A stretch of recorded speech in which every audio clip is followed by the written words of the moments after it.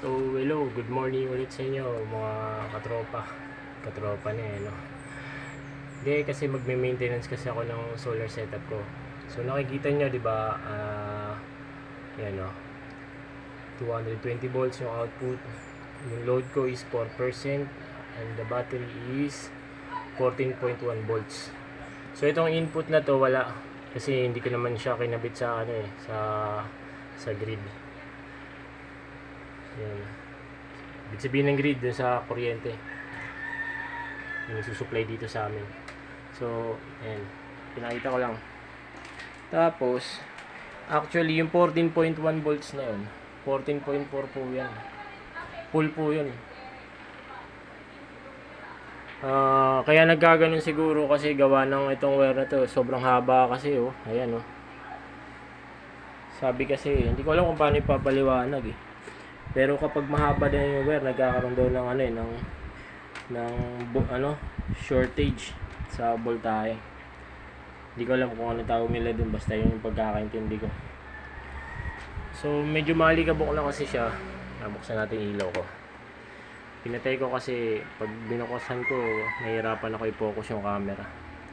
So yan, kitang-kita yung alikabok. So gusto ko ngayon, maglinis ng setup kasi 9:45 AM na ngayon sa amin. Lakas ng sikat ng araw, ah. Ayan, ah. Kitang-kita sa labas. Ayan, ah. So sayang naman kung hindi natin gagamitin. Tapos meron ako ditong vacuum. Wait lang. Yung vacuum ko is binili ko lang dito sa Shopee. Ayan, 500 watts yung power niya. Pero kaya niya, guys, kahit na nakabukas yung electric fan ko sa ilaw. Kaya niya. Tingnan mo. Pag binuksan ko to. Wait lang, patayin natin ulit yung ilaw kasi pag bukas yung ilaw, hindi ma-focus yung camera dito sa sa screen ng CCTV na inverter, eh. Ayan, oh. So open ko, ah. Tingnan nyo. 41%.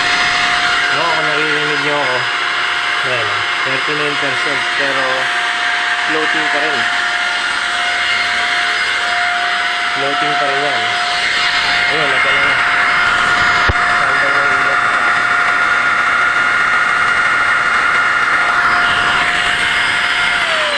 Kaya natin. Ayan, o. So, floating niya, ganun. Ayan. 90 na amperes. Lakas, diba?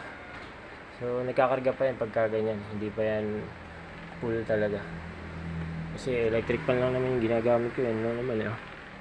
Bababa ng bababa yan. Ayan, oh.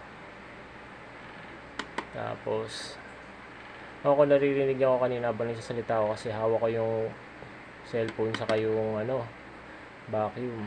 So ito yung yung harvest ko ngayong umaga, 17 AH. Ito yung sa ilaw. Yan. Sa ilaw yan. Kasi pag binubuksan ko ito, ilaw yan. Eh. Ayan. Madilim. Papatayin muna natin.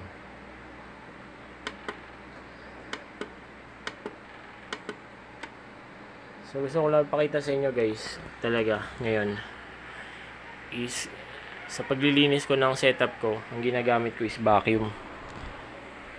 Para mas makatipid ako, mas madali maglinis. Yan ang ginagamit ko. So, yan. Yun ang gusto kong share sa inyo, guys. Para makatipid din kayo. Bili kayo ng vacuum na 500 watts o di kaya 350 watts meron naman, eh. Pero medyo mahina nga lang siya ng konti. Ang ang panel ko nga pala sa taas is 550 watts na panel, isang piraso lang. Canadian siya, Canadian solar panel.